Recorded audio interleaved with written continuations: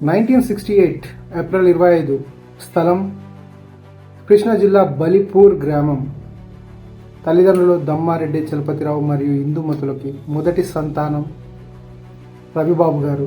అతనికి ఇద్దరు చెల్లెళ్ళు మాలినీదేవి మరియు Sridevi. Senior NTR, senior Krishna, senior Nageswararao గారితో హేమిగా నటించిన అనుభవం ఉన్న వ్యక్తి మన చలపతిరావు గారు. అతని కొడుకే రవిబాబు గారు. 11 ఏళ్ల వయసులో తల్లిని కోల్పోయాడు. చాలా మానసిక బాధ. తల్లి చనిపోయిన తర్వాత చలపతిరావు గారికి ఎంతో మంది సజెస్ట్ చేశారు, రెండో పెళ్లి చేసుకో అని. కానీ పెళ్లి చేసుకుంటే నాకు భార్య వస్తుంది కానీ నా పిల్లలకి తల్లి రాదు కదా, ఒకవేళ నేను చేసుకున్న నా పిల్లలకి తల్లి ప్రేమ చూపించకపోతే నేను మనోవ్యాధికి బాధపడతాను, నా మనసు బాధపడుతుందని ఆ రోజు నుంచి చలపతిరావు గారు 3 పిల్లలకి తండ్రైనా తల్లైనా అలా వాళ్ళని కని పెంచిన ఘనత మన చలపతిరావు గారికే ఉంది. ఇక రవిబాబు గారి ఎడ్యుకేషన్ విషయానికి వస్తే అమెరికాకు వెళ్ళి మేనేజ్మెంట్ కోటాలో MBA పూర్తి చేసుకొని తనకిష్టమున్న ప్యాషన్ అడ్వర్టైజ్మెంట్లో జాయిన్ అయిపోయి తన కోర్స్ పూర్తి చేశాడు. పూర్తి చేసుకొని అప్పట్లో మన తెలుగు ఇండస్ట్రీ హైదరాబాద్లో లేదు. ఆ టైంలో మన ఇండస్ట్రీ మొత్తం మద్రాసులో ఉండేది. మద్రాసులో ఉన్నప్పుడు తను అక్కడికి వచ్చిన తర్వాత పూణేలో యాక్టింగ్ స్కూల్లో జాయిన్ అయ్యి అక్కడ సర్టిఫికేట్ పొందాడు. దాని తర్వాత ఆ పిచ్చి ఇంకా తగ్గకుండా డైరెక్షన్ కోర్స్ తీసుకొని అక్కడ కూడా తన సర్టిఫికేట్ తీసుకొని బయటకు వచ్చాడు. ఇక్కడ స్టార్ట్ అయింది మన రవిబాబు ప్రస్థానం. దాని తర్వాత ఇండస్ట్రీలో ప్రతి ఒక్క ప్రొడ్యూసర్ దగ్గరికి వెళ్ళేవాడు, ప్రతి ఒక్క బిగ్ షాట్స్ దగ్గరికి వెళ్ళి నేను చలపతిరావు గారు కొడుకుని అంటే అవకాశాలు వచ్చేటివి. చూడ్డానికి మంచి హాలీవుడ్ హీరో లాగా 6 ప్యాక్ ఆ టైంలో ఛాన్సులు మట్టుకు వచ్చేటివి. అలానే ఫస్ట్ సురేష్ వర్మ డైరెక్టర్ గా శివయ్య సినిమా, రాజశేఖర్ గారు నటిస్తున్న సినిమాలో ఇతన్ని చూసి ఇతనికి ఒక విలన్ రోల్ ఇవ్వడం జరిగింది. ఇతని స్టైల్, ఇతని హైట్, ఇతని వెయిట్, ఇతని పర్సనాలిటీ భలే ఉన్నాడే అని తెలుసుకొని ఫస్ట్ టైం స్క్రీన్ ప్రెజెంటేషన్ లో రవిబాబు విలన్ గా కనపడాడు శివయ్య సినిమాలో. దాని తర్వాత మావిడాకులు, ఈవీవి సత్యనారాయణ గారిని తీసిన సినిమా మావిడాకులో కూడా one of the major key role చేశాడు యాక్టింగ్ లో. నిజంగా ఆ టైంలోనే పరిచయం అయ్యిండు అల్లరి నరేష్. అప్పటికి అల్లరి నరేష్ గారు ఈవీవి సత్యనారాయణ గారి కొడుకు నరేష్, అంతే. దాని తర్వాత తన ప్రస్థానం ఎన్నో విధాలుగా ఎన్నో సినిమాలు విలన్ పాత్రలే వచ్చేసాయి. కానీ దాని తర్వాత అతను అనుకున్నాడు, నేను చేయాల్సింది ఇది కాదు, మేకర్ని కదా, ఎందుకు why not to try myself అనుకుని యాడ్ ఫిలిమ్స్ అలానే ఎన్నో యాడ్లు తీసుకుంటూ దాని తర్వాత అతను చేసిన ఫస్ట్ స్టెప్ 2 సబ్జెక్టులు రెడీ చేసుకొని ఆ సబ్జెక్ట్ తీసుకొని ఫస్ట్ ఆఫ్ ఆల్ వాళ్ళ తండ్రి దగ్గరికి వెళ్ళాడు. వెళ్ళి నాన్న, నేను ఒక సబ్జెక్ట్ ఉంది నా దగ్గర ఒక మంచి సబ్జెక్ట్ ఉంది, వింటావా అంటే తండ్రి మొత్తం విన్న తర్వాత ఓకే సబ్జెక్ట్ ఓకే, కానీ మరి దీనికి ఎంత ఖర్చు అవుతుంది అంటే 75 లక్షలు సుమారు ఖర్చు అవుతుంది నాన్న అంటే, అప్పుడు చలపతిరావు గారు చెప్పారంటే 75 కాదు, దీంట్లో నేను ఒక 50% ఇస్తా, మిగతాది ఇంకొక కో ప్రొడ్యూసర్తో అరేంజ్మెంట్ చేద్దామంటే అప్పుడు రవిబాబు గారు చాలా హ్యాపీగా ఫీల్ అయ్యాడు. నాకు ఒక ప్రొడ్యూసర్ దొరికాడు. కానీ తండ్రి దగ్గర ఒక ఛాలెంజ్ చేశాడు. ఆ ఛాలెంజ్ ఏంటంటే, మా నాన్న నాకు ప్రొడ్యూసర్ అయితే కండిషన్లు పెడతాడు, నేను అనుకుంది నేను తీయలేనని. అదే మళ్ళీ తండ్రి దగ్గరికి వెళ్ళి ఛాలెంజ్ చేశాడు, నాన్న నువ్వు నాకు డబ్బులు ఒక అప్పుగా ఇవ్వు, సినిమా పూర్తయిన వెంటనే నేను తిరిగిస్తానంటే తండ్రి తన కొడుకు ఇచ్చిన మాట కోసం సరే నేను నీకు అప్పుగానే ఇస్తానని ఆ అప్పుగా ఇచ్చిన కొద్ది అమౌంట్ దాంతో పాటు ఇంకొక కో ప్రొడ్యూసర్తో కలిసి సినిమా స్టార్ట్ చేశాడండి. ఆ సినిమా పేరే అల్లరి.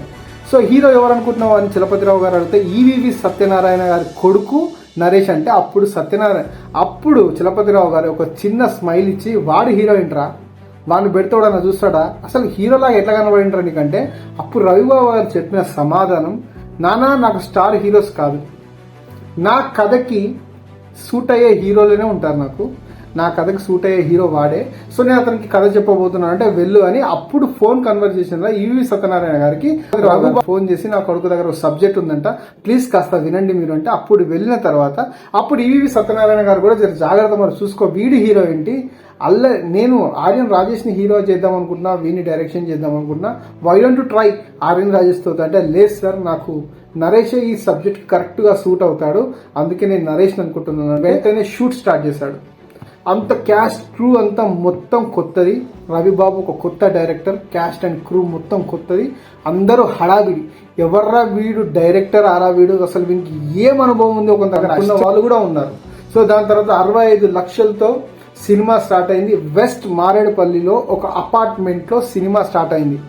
యునో సంథింగ్, దీంట్లో హైయెస్ట్ మెయిన్ హైలైట్ పాత్ర ఏంటంటే సినిమా మొత్తం 75% ఆఫ్ ది టాకీ పార్ట్ మొత్తం ఒక అపార్ట్మెంట్లోనే తీయడం జరిగింది. First day camera, lights, action చెప్పబోయే ముందు సినిమాలో మొత్తం 50% ఆఫ్ కొత్త వాళ్ళు, 50% ఆఫ్ పాత వాళ్ళు ఉన్నారు. దాని తర్వాత ఫస్ట్ డే సినిమా స్టార్ట్ అయ్యే ముందు ఓపెనింగ్ అంత టెన్షన్, ఎలా తీస్తాడు అని. కానీ అప్పుడు తన దగ్గర ఉన్న యాక్టింగ్, డైరెక్టర్ ఏవైతే స్కిల్స్ ఫస్ట్ డే తెలిసిపోయాయి. ఫస్ట్ డే తన స్క్రీన్ ఎక్స్ప్లెయిన్ చేసిన తర్వాత, కట్ చెప్పిన తర్వాత అప్పుడు అర్థమైంది సినీ ఇండస్ట్రీ మొత్తం ఒక కొత్త డైరెక్టర్ని, కొత్త థాట్స్ వస్తున్నాడని. సినిమా మొత్తం కంప్లీట్. అతనికి తెలుసు ఎంత ఫిలిం వాడాలో, ఎలా యాక్టింగ్ చేపించాలో, ఏ కెమెరాలో యాంగిల్ పెట్టాలో, ఎన్ని డేస్లో టాకీ పార్ట్ పూర్తి చేయాలి, ఎన్ని డేస్లో డబ్బింగ్ పూర్తి చేయాలని మొత్తం each and everything paper work చేసుకొని వెళ్ళి సినిమాని మొత్తం 65 లక్షల బడ్జెట్తో తీసిన సినిమా. అప్పటి వరకు తెలుగు ఇండస్ట్రీలో ఒక లో బడ్జెట్ సినిమాలు అనేటివే ఉన్నా కానీ ఇంత హైప్ లేకుండే. దాని తర్వాత అందరూ కొత్త వాళ్ళే. సినిమా మొత్తం అయిపోయింది. ఎడిటింగ్ రూమ్లోకించి ఎడిటింగ్ కాపీ, ఫస్ట్ కాపీ రాగానే ఎవరైతే కో ప్రొడ్యూసర్స్ ఉన్నారో ఆ కో ప్రొడ్యూసర్ ఈ one of the man cinema rush చూసి, సినిమా మొత్తం చూసిన తర్వాత, ఎవడరా నువ్వు ఇలాంటి సినిమా తీసావు, 65 లక్షలు నేలపాలు తీసావు కదా, అసలు ఇది సినిమా అంటారా అని తిట్టి వెళ్ళిపోయిన తర్వాత కాన్ఫిడెంట్ లెవెల్ ఇంకా పెంచుకొని 2002 మే 10 పెను సంచలనం సృష్టించుకుంది తెలుగు ఇండస్ట్రీలో. ఒక లో బడ్జెట్ సినిమా వితౌట్ ప్రమోషన్స్, పెద్దవాళ్ళు లేకుండా వితౌట్ ప్రమోషన్తో సినిమా రిలీజ్ అయ్యి ఫస్ట్ డే, సెకండ్ డే ఒక మంచి టాక్ తెచ్చుకొని థర్డ్ డే నుంచి హౌస్ఫుల్ కలెక్షన్లతో మొదలైన cinema out and out comedy track with love, with emotion, mother sentiments తో కూడిన సినిమా ఏదైతే ఉంది అంటే అది అల్లరి. ఆ రోజుల్లో కెమెరా యాంగిల్, కెమెరా టేకింగ్, ఇంకా దీనికి పాల్ జే అందించిన మ్యూజిక్, సిరివెల్లెల సీతారామ శాస్త్రి గారు రాసిన పాటలు నెక్స్ట్ లెవెల్. దాని తర్వాత డైరెక్షన్స్ కూడా కొత్తగా ఉండడంతో ఆ రోజులలో ఈ సినిమా 100 రోజులు నడిచి కోట్ల షేర్ తీసుకొచ్చింది, నెట్ ప్రాఫిట్ తీసుకొచ్చింది. చిన్న ప్రొడ్యూసర్లకి పెద్ద డైరెక్టర్గా నిలిచిండు మన రవిబాబు గారు. ఆ తర్వాత అతనికి ఎన్నో కాంప్లిమెంటరీస్. దాని తర్వాత తన దగ్గర ఉన్న డైరెక్షన్ నాలెడ్జ్ చూసి సురేష్ బాబు గారు ఎన్నో సినిమాలు ప్రొడ్యూస్ చేయడానికి ముందుకు వచ్చాడు. అలానే అమ్మాయిలు అబ్బాయిలు ఆ సినిమా యావరేజ్గా వచ్చిన, దాని తర్వాత వచ్చిన సోగ్గాడు తర్వాత అమరావతి, అనసూయ, నచ్చావులే, మనసారా ఇలాంటి ఎన్నో బ్లాక్ బస్టర్ సినిమాలు అందించారు. కానీ తన జీవితంలో ఇలా 2002 డిసెంబర్ 25 చలపతిరావు గారు దగ్గరను చనిపోవడం జరిగింది హార్ట్ అటాక్ మూలంగా. ఇది రవిబాబు గారి జీవితంలో జరిగిన ఎన్నో ఒడిదుడుకులు, సక్సెస్, ఫెయిల్యూర్, ఎన్ని కష్టాలు వచ్చిన యాడ్ ఫిలిం మేకర్ నుంచి ఒక ఫిలిం మేకర్గా ఎదిగి తనకంటూ ఒక న్యూ స్టైల్, న్యూ థాట్స్తో ముందుకొచ్చి హాలీవుడ్ టేకింగ్ రేంజ్లో తనకంటూ ఒక ట్రెండ్ సెట్ చేసుకుంటే అది రవిబాబు గారే. ఇలా please do subscribe my channel if you like my video and my explanation. Thank you. జై హింద్. నేను మీ తారక్.